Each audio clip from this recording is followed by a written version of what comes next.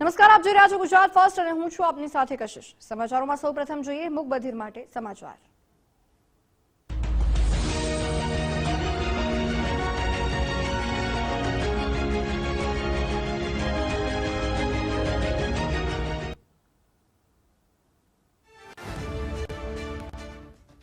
વડાપ્રધાન મોદી રશિયા અને ઓસ્ટ્રેલિયાના પ્રવાસે છે।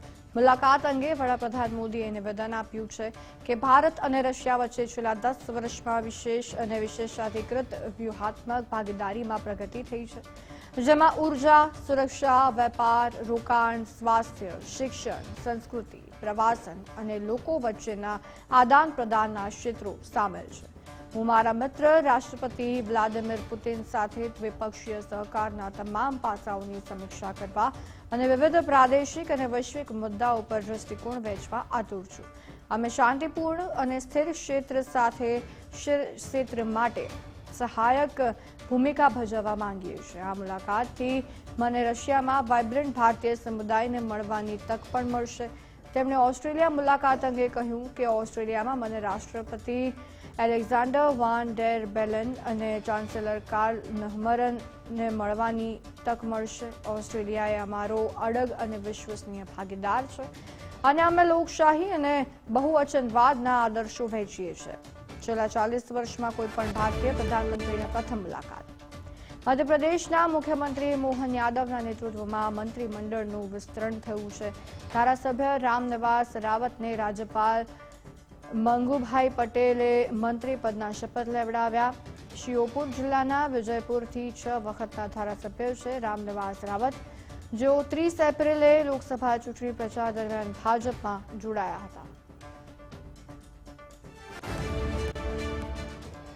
હિમાચલ પ્રદેશ અને ઉત્તરાખંડથી લઈને ઉત્તર પૂર્વના આસામ સુધી દેશના 10 રાજ્યોમાં વરસાદે તબાહી મચાવી છે। પહાડી રાજ્યોમાં ઘણી જગ્યાએ ભૂસ્ખલન અને ઘણી જગ્યાએ રસ્તાઓ તૂટી જવાને કારણે વાહનોની અવરજવર અટકી પડી છે। મેદાની વિસ્તારોમાં નદીઓ ઉભરાઈ રહી છે। આસામમાં પૂરની સ્થિતિ હજુ પણ ગંભીર છે। હવામાન વિભાગે આગામી 4 થી 5 દિવસ સુધી ઉત્તર પશ્ચિમથી ઉત્તર પૂર્વ સુધીના રાજ્યોમાં ભારે વરસાદની ચેતવણી આપી છે। હવામાન વિભાગે આજે ઉત્તરાખંડના કેટલાક ભાગોમાં ભારે વરસાદની આગાહી કરી છે। રાજ્યમાં રેડ એલર્ટ જારી કરવામાં આવ્યું છે। તે જ સમયે પાડોશી ઉત્તર પ્રદેશ, અરુણાચલ પ્રદેશ, કેરળ, મહારાષ્ટ્ર અને ઓડિશાના ભાગો માટે ઓરેન્જ એલર્ટ જારી કરવામાં આવ્યું છે।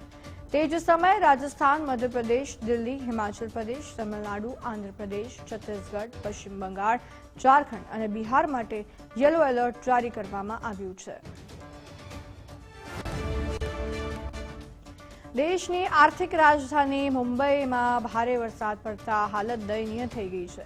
જનજીવન અસ્તવ્યસ્ત થઈ ગયું છે અને વાહન વ્યવહારને પણ માઠી અસર પડી છે। ભારે વરસાદને પગલે શહેરના અનેક વિસ્તારોમાં પાણી ભરાઈ ગયા છે। આટલું જ નહીં, મુંબઈના અનેક મુખ્ય રેલવે સ્ટેશનોએ પણ પાટા ડૂબી ગયા હતા, જેના પગલે ઘણી ટ્રેનો રદ કરવાની પણ ફરજ પડી। લગભગ 6 કલાકના સમયગાળામાં જ 11 થી 12 ઇંચ જેટલો વરસાદ ખાબકી જતા જનજીવન અસ્તવ્યસ્ત થઈ ગયું હતું। વરસાદના કારણે વિઝિબિલિટી ઘટતા 27 ફ્લાઇટને અન્યત્ર ડાયવર્ટ કરવામાં આવી હતી। હજુ પણ આગામી 24 કલાક સુધી ભારે વરસાદની આગાહી કરવામાં આવી છે।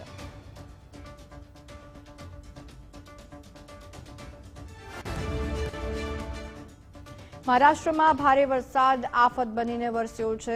મહાનગરી મુંબઈ સહિત રાજ્યમાં ભારે વરસાદનું એલર્ટ આપવામાં આવ્યું છે। ભારે વરસાદના કારણે રાયગઢ કિલ્લો પ્રવાસીઓ માટે બંધ કરવામાં આવ્યો છે। સતર્કતાના ભાગરૂપે એનડીઆરએફની ટીમ તૈનાત કરવામાં આવી છે।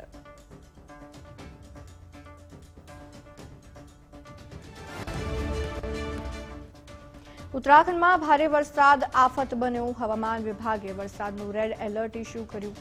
ભારે વરસાદના કારણે ચારધામ યાત્રાને ઋષિકેશ પાસે રોકી દેવામાં આવી। બાગેશ્વર, નૈનીતાલ, પિથોરાગઢ અને ઉધમસિંહ નગરમાં શાળાઓ બંધ રાખવાનો નિર્ણય કરાયો। તો ચંપાવત જિલ્લામાં નદીમાં ફસાયેલ 24 લોકોનું એસડીઆરએફ દ્વારા રેસ્ક્યુ કરવામાં આવ્યું। હલ્દ્વાનીમાં પાણીના ધસમસતા પ્રવાહમાં 2 બાઇક સવાર તણાયા, જોકે તેમનો આબાદ બચાવ થયો। તો દહેરાદૂન સ્ટેટ હાઈવે પર કાલા ઢુંગી પાસે એક પુલ ક્ષતિગ્રસ્ત થયો। અનેક જગ્યાએ ભૂસ્ખલનથી રસ્તાઓ બંધ થયા. પિથોરાગઢમાં સતત વરસાદને કારણે નદીઓમાં જળસ્તર વધ્યું છે. અહીં ભારત અને નેપાળને વિભાજિત કરતી કાલી નદી ચેતવણીના સ્તરને પાર કરી ગઈ છે. તે જ સમયે રામગંગા પણ ચેતવણીના સ્તરથી ઉપર વહી રહી છે. નદીઓના વધતા સ્તરોને જોતા વહીવટીતંત્રએ એલર્ટ જાહેર કર્યું છે.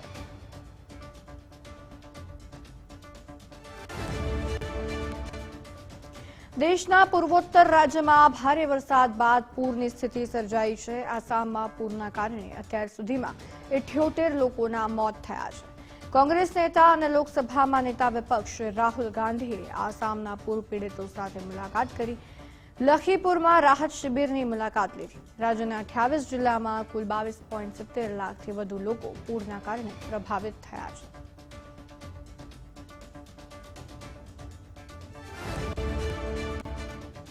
નેપાળમાં ભારે વરસાદ બાદ ડેમમાં છોડાયેલા પાણી અને વરસાદના કારણે બિહારમાં પૂરનો ખતરો મંડાયો છે. બિહારની કોસી, ગંડક અને બાગમતી નદીઓ ગાંડેતૂર બની છે. વાલ્મીકીનગર બેરેજમાંથી પાણી છોડાતા અનેક વિસ્તારોમાં પાણી ફરી વળ્યા. ગંડક અને કોસી બેરેજના તમામ દરવાજાઓ ખોલી દેવામાં આવ્યા. સુપોલમાં કોસી નદી કાંઠાના વિસ્તારોમાં પાણી ફરી વળ્યા. ગોપાલગંજ, મધુબની અને સીતામઢી જિલ્લામાં એલર્ટ અપાયું. ગંડક નદીમાં પૂરના કારણે પીપરાસી, ઠાકરહાંડ, ચકદવા પાણીમાં ડૂબી ગયા. ઝંડુટોલા, એસએસબી કેમ્પ અને બિનટોલીમાં પણ પૂરના પાણી ઘૂસી જતા લોકોને હેરાન પરેશાન થઈ ગયા.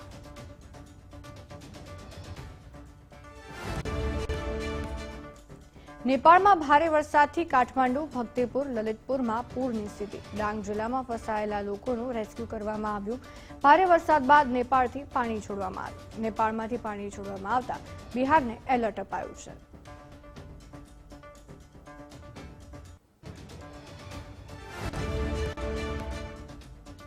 જમ્મુ કાશ્મીરના કુલગામમાં સુરક્ષા દળો સાથેની અથડામણમાં માર્યા ગયેલા આતંકવાદીઓનો વીડિયો સામે આવ્યો છે.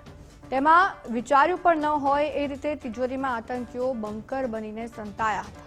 હવે સુરક્ષા દળો અને એજન્સીઓ એ જાણવાનો પ્રયાસ કરી રહી છે કે આતંકવાદીઓને છુપાવવામાં સ્થાનિક લોકોનો પણ હાથ હતો કે કેમ. સોશિયલ મીડિયા પર સામે આવેલા વિડીયોમાં જોઈ શકાય છે કે કબાટમાંથી પ્રવેશવાનો રસ્તો હતો અને અંદર એક સંપૂર્ણ બંકર બનાવવામાં આવ્યું હતું. અથડામણમાં 6 આતંકવાદીઓ માર્યા ગયા. આ સાથે ભારતીય સેનાના 2 જવાન પણ શહીદ થયા. ઓપરેશનમાં સુરક્ષા દળોએ આતંકવાદીઓના ગુપ્ત ઠેકાણાને શોધીને તેને નષ્ટ કરી દીધો.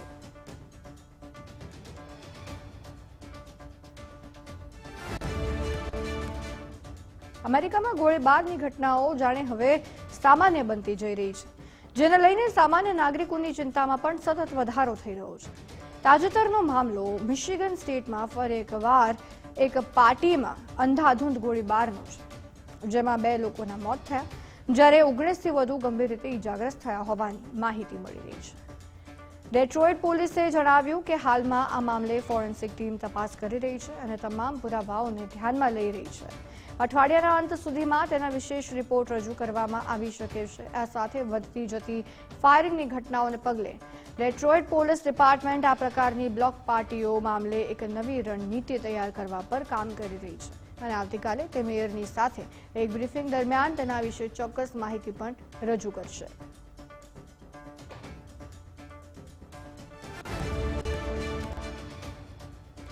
ગીર સોમનાથના તાલાલાના ધાવાગીરમાં તંત્રએ ડિમોલિશનની કામગીરી હાથ ધરી. અગાઉ તંત્રએ સ્વૈચ્છિક દબાણ દૂર કરવા અપીલ કરી હતી. આસામીઓએ દબાણ દૂર ન કરતા તંત્રએ ડિમોલિશનની કાર્યવાહી હાથ ધરી.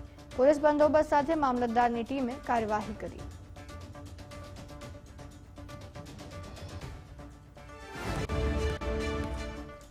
ભગવાન જગન્નાથજી નિજ મંદિરમાં બિરાજમાન થયા છે.